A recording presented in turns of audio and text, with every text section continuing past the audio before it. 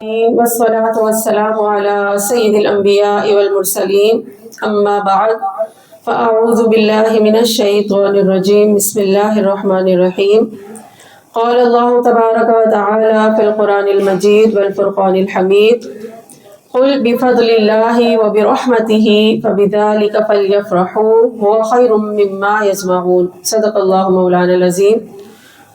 سورہ یونس آیت نمبر 58، اس کا ترجمہ سماعت کریں کہ اے حبیب آپ کہیے کہ اللہ کے فضل اور اس کی رحمت پر انہیں چاہیے کہ خوشی منائیں، اور یہ خوشی منانا اس تمام سے بہتر ہے جس کو یہ جمع کرتے ہیں۔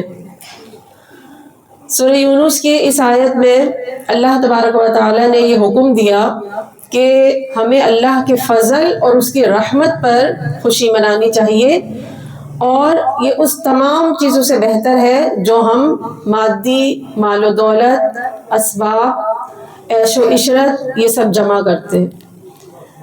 آج دیکھا جائے تو آج کے دور میں ہر شخص خوشی چاہتا ہے اور وہ خوشی کا متلاشی ہے۔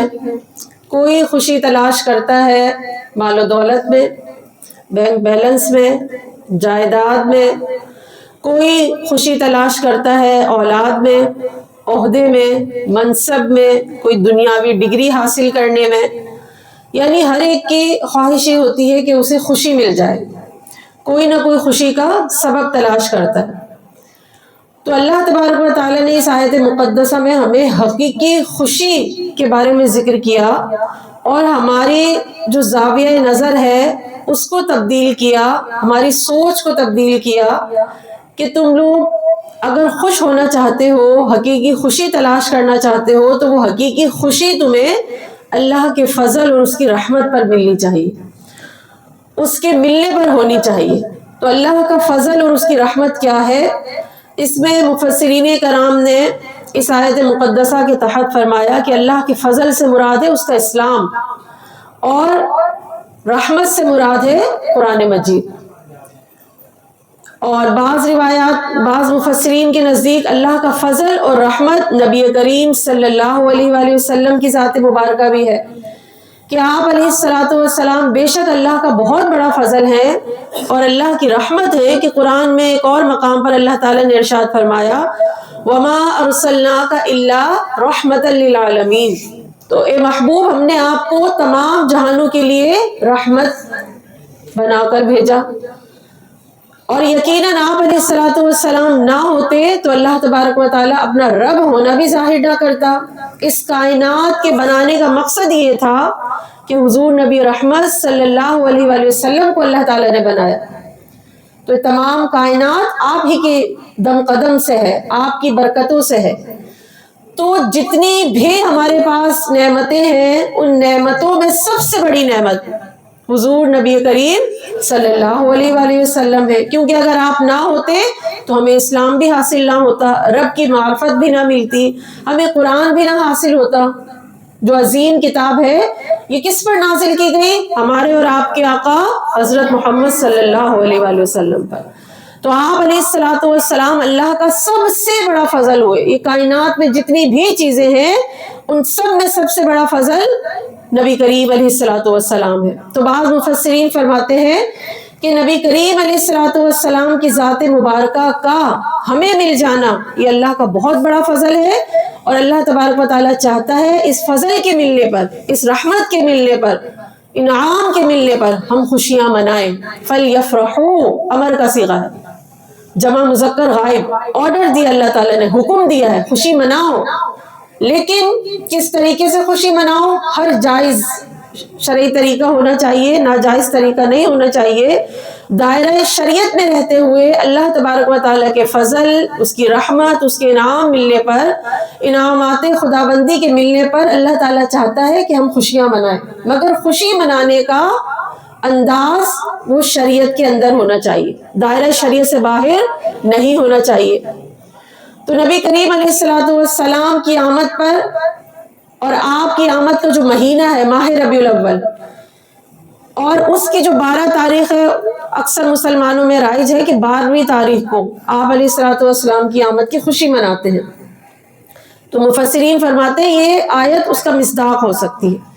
نبی کریم علیہ الصلوۃ والسلام کی آمد سے اس مہینے کو نسبت ہے ربیع الاول کو، تو ربیع الاول یہ نبی کریم علیہ الصلوۃ والسلام انعام کی صورت میں ہمیں ملے اس مہینے میں، تو اس مہینے میں خوشی منانا مسلمانوں میں رائج بھی ہے اور وہ مناتے بھی ہیں، مگر کس انداز سے منانی چاہیے؟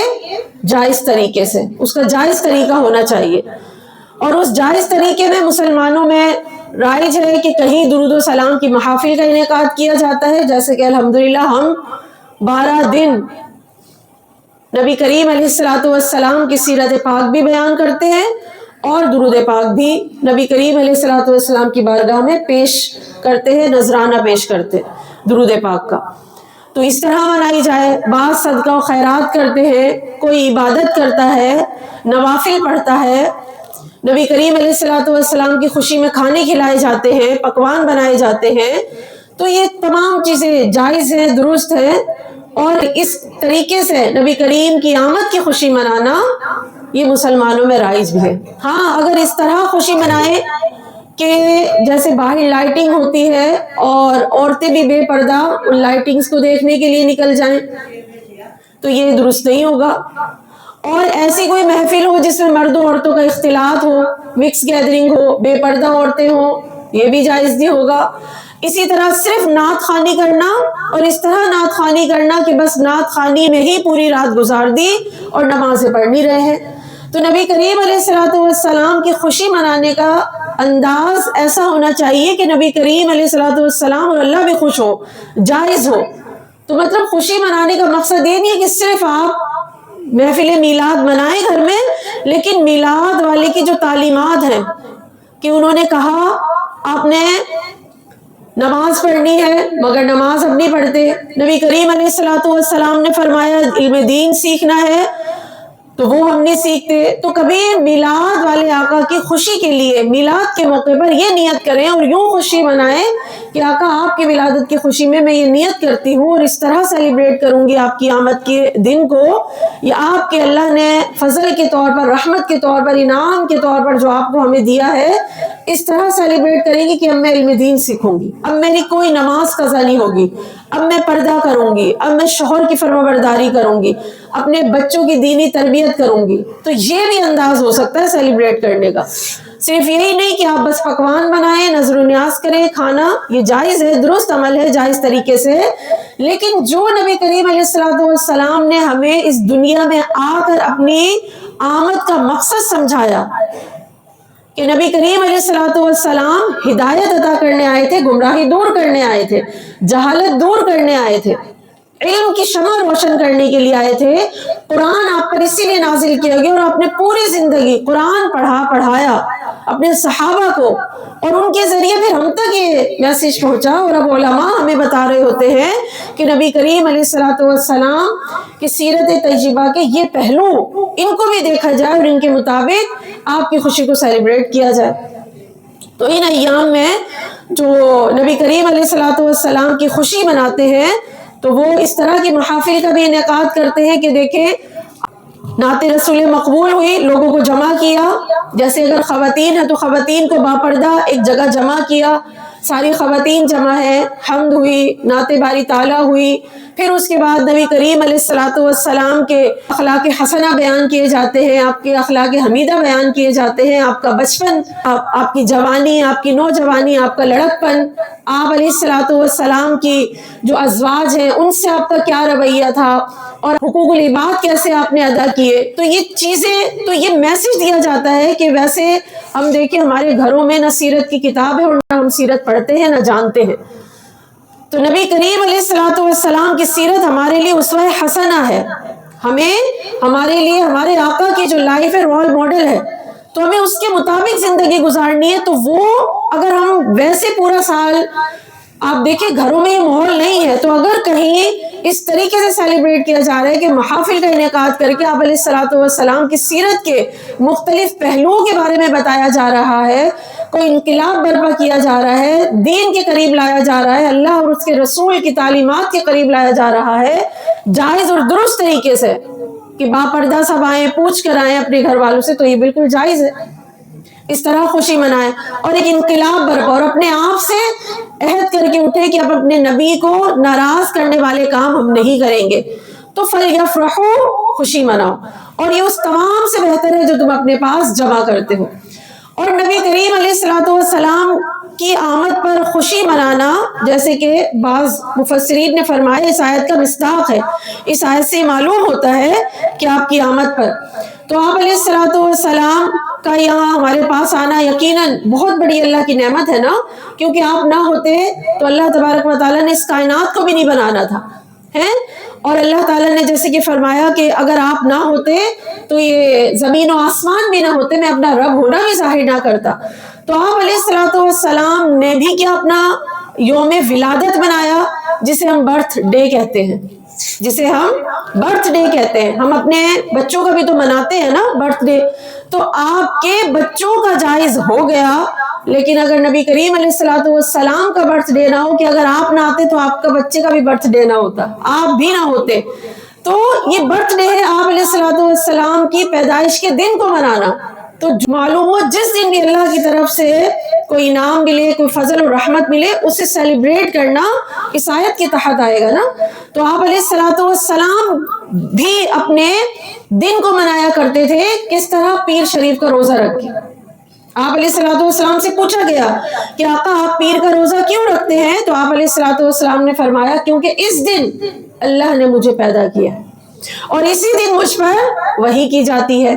تو جیسے کہ میں نے ذکر کیا، سیلیبریٹ کرنے کا صرف یہی طریقہ نہیں ہوتا ہے کہ آپ کھانا کھلائیں یا صرف نعتیں پڑھیں، محافل. آپ عبادت کے ذریعے بھی اس دن نبی کریم علیہ الصلوۃ والسلام کی خوشی میں آپ روزہ رکھ لیں، نوافل پڑھیں، قرآن مجید کی تلاوت کریں اور خود سیکھنے کا عہد کریں کہ اب روز جو نبی کریم علیہ الصلوۃ والسلام قرآن لے کر آئے ہیں ہمارے لیے، اس کی ہم تفسیر کے ساتھ اس کو سمجھ کر پڑھیں گے.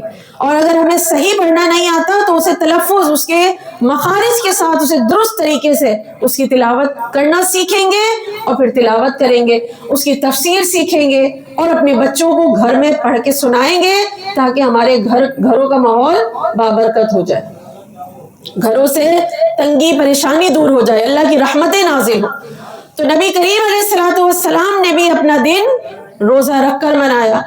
اور جب نبی کریم علیہ الصلوۃ والسلام ہجرت کر کے مدینہ منورہ گئے تو آپ نے دیکھا جو یہودی ہیں وہ عاشورہ کا روزہ رکھتے تھے، 10 محرم کا. تو آپ علیہ الصلوۃ والسلام نے پوچھا ان سے کہ عاشورہ کا روزہ کیوں رکھتے ہو؟ تو انہوں نے کہا آقا اللہ تبارک و تعالیٰ نے اس دن ہمیں فرعون سے نجات دلائی ہے، تو فرعون سے نجات کا ملنا انعام، تو انہوں نے اس انعام کو روزہ رکھ کر سیلیبریٹ کیا. تو آقا نے فرمایا ہم اس کے زیادہ حقدار ہیں. تو آپ علیہ الصلوۃ والسلام نے بھی پھر عاشورہ کا روزہ رکھا اور صحابہ کو بھی حکم دیا. تو جس دن اللہ کو انعام دے، خوشی عطا کرے، اس دن کو خوشی کے طور پر منانا یہ انبیاء کرام کی بھی سنت ہے. تو نبی کریم علیہ الصلوۃ والسلام بہت بڑی اللہ کی ہم پر رحمت ہے. اس کے مختلف انداز جیسے کہ رائج ہے لیکن جائز طریقہ ہونا چاہیے. تو اس آیت کا مصداق یہ بھی ہوا. اسی طرح اگر یوم آزادی اللہ نے ہمیں ہمارا ملک، آزاد ملک ہمیں دیا 14 اگست کو، تو اس دن کو ہم سیلیبریٹ کرتے ہیں تو انعام ہے اللہ کا، تو اس کی ہم جائز طریقے سے خوشی منائیں. یہ نہ ہو کہ باجے جو آج کل ہوتے ہیں اور اس کے ذریعے سے پریشان کیا جاتا ہے، یہ خوشی کا انداز نہیں ہے کہ آپ باجے بجا بجا کے محلے والوں کو اور بیماروں کو اور بچوں کو پریشان کریں، یا پھر آپ بائک کا سائلنسر نکال کے اور پریشان کیا جاتا ہے اور چہرے پہ عجیب و غریب کارٹون بنا کے آزادی. تو آزادی کو سیلیبریٹ کریں مگر اس دن شکرانے کے نفل پڑھیں، شہدائے کرام کو ایصال ثواب کریں، قرآن خوانی کی جائے. پاکستان کی آزادی میں جنہوں نے جد و جہد کی ہے، اپنی قربانیاں دی تھی، وہ قربانیاں بچوں کو یاد دلائی جائے اور بتایا جائے کہ پاکستان ہم نے کس مقصد کے تحت حاصل کیا تھا. یہ انعام ہے اللہ کا بہت بڑا. اگر آزاد ملک نہ ملتا تو ہم آزاد طریقے سے عبادات تھوڑی نہ چلا سکتے تھے. یہ اسلام کے نام پر حاصل کیا گیا ہمارا ملک ہے، تو اللہ کی بہت بڑی نعمت ہے. اور اللہ تعالیٰ نے کیا فرمایا کہ نعمت اور رحمت کے ملنے پر، فضل کے ملنے پر خوشی منانی چاہیے. تو یوم آزادی، ہیپی انڈیپینڈنس ڈے جو ہم کرتے ہیں تو یہ منا سکتے ہیں. اسی طرح اولاد اللہ نے دی ہے، نعمت ہے اللہ کی، آپ سیلیبریٹ کرتے ہیں. سالگرہ مناتے ہیں، نعمت ہے اللہ تعالیٰ کی. اسی طرح اگر اللہ تبارک و تعالیٰ نے نیا گھر دیا ہے، مکان دیا ہے، یا کاروبار میں اضافہ ہوا ہے، بزنس آپ کا بڑھ رہا ہے، اس پہ اللہ کا شکر ادا کریں. قرآن خوانی اور اللہ تعالیٰ کی راہ میں دینا، یہ اس کے ذریعے سے آپ سیلیبریٹ کر سکتے ہیں. اسی طرح دیکھیں، لیکن یہ بھی آپ غور کریں، وہ اللہ کا حقیقت میں فضل ہونا چاہیے بھی. یہ نہیں کہ بعض لوگ سود کے ذریعے سے اپنا کاروبار بڑھا رہے ہوتے ہیں، رشوت کے ذریعے سے، اور کہتے ہیں جب کاروبار اور بزنس بڑھتا ہے، اضافہ ہوتا ہے مال و دولت میں، تو کہتے ہیں اللہ کا بہت فضل ہے. کوئی پوچھتا ہے کیا حالات ہے، کہتے ہیں بڑا اللہ کا فضل ہے. مطلب سود لے کے اللہ کا فضل ہے، کیا یہ اللہ کا فضل ہے؟ تو وہ اللہ کا فضل حقیقت میں ہونا بھی چاہیے. اچھا، اب یہاں پہ جیسے کہ میں نے ذکر کیا، ایک تو اس آیت کا مصداق یہ ہو گیا کہ نبی کریم علیہ الصلوۃ والسلام علماء نے فرمایا اللہ کا فضل اور اس کی رحمت ہے، اس پر خوشی منانی چاہیے. ٹھیک ہے. اور دوسرا اس سے اسلام اور قرآن. تو اللہ تبارک و تعالیٰ نے جو ہم خوشیاں تلاش کرتے ہیں تو بتایا مادی چیزوں میں خوشیاں نہیں ہیں، کیونکہ یہ فانی ہے. اگر مال ہے، جائیداد ہے، بینک بیلنس ہے، عہدہ ہے، بزنس یا اولاد، جو بھی ہے مادی کوئی بھی نعمت آپ کو ملی، بالآخر ایک دن فنا ہو جائے گی، ختم ہو جائے گی. تو اس میں ہمارا زاویہ چینج کر دیا کہ حقیقی خوشی ان چیزوں میں نہیں ہے، حقیقی خوشی اسلام کے ملنے پر ہے، قرآن کے ملنے پر ہے، روحانی چیزوں میں ہے. کیونکہ یہ روحانی چیزیں یہ اللہ تبارک و تعالیٰ کا یقیناً بہت بڑا فضل ہے. تو حقیقی خوشی اللہ تبارک و تعالیٰ کی طرف سے ملنے والے اسلام پر ہے، ایمان پر ہے. اللہ کا فضل کیا ہوتا ہے؟ جو اللہ بن مانگے عطا کرے. اب اللہ تعالیٰ نے ہمیں مومن گھرانے میں مسلمان بنایا، مومن گھرانے میں پیدا کیا، کہ ہم نے طلب کیا تھا. تو بجائے اس کے کہ مال و دولت میں اضافے پر ہم خوشی مناتے ہیں، اللہ نے ہمیں مومن بنایا نا، مسلمان بنایا. اس اللہ کی نعمت کو سوچیں، یہ کتنی بڑی اللہ کی نعمت ہے. بن مانگے ہمیں اللہ نے اپنا فضل عطا کیا، ایمان عطا کیا. کیونکہ کافر کبھی بھی جنت میں نہیں جا سکتا چاہے کتنی نیکیاں کر لے، اور مسلمان چاہے گناہگار ہی کیوں نہ ہو، بس اپنا ایمان بچا کر لے جائے، بالآخر اللہ تعالیٰ اسے جنت میں داخلہ عطا کر دے گا.